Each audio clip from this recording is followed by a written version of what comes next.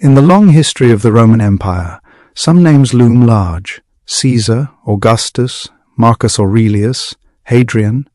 But then there are the shadow emperors, men who rose to power during the chaotic crisis of the 3rd century, a 50-year period of civil war, plague, and economic collapse when the empire almost fell.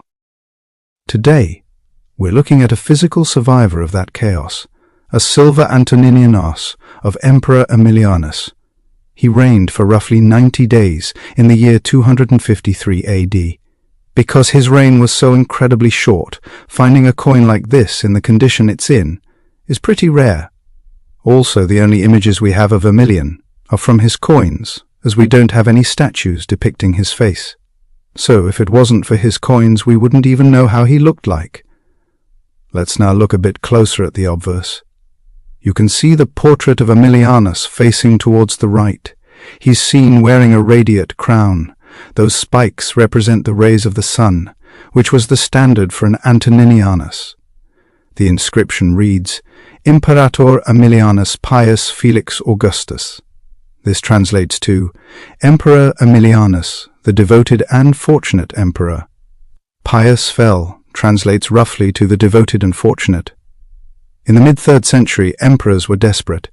They needed the public to believe they had the favor of the gods on their side, because frankly, their predecessors were being assassinated left, right, and center by different generals.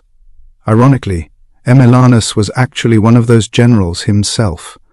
The portraiture here is remarkably high quality for such a brief reign, showing a man with a stern military gaze. And remember, Aemilian only had control over the mint of Rome for about 61 days. So for them to hand-engrave the dies with this much detail is just incredible. Now let's flip it over to the reverse. Here we see the goddess Roma, the personification of the city of Rome. The legend reads Romae Aeternae, which translates to the eternal Rome. This was a very deliberate message, as during this time the Roman Empire came very close to collapsing.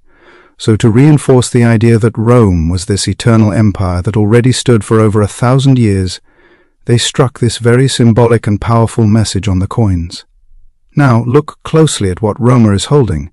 In her right hand she holds a phoenix perched on a globe.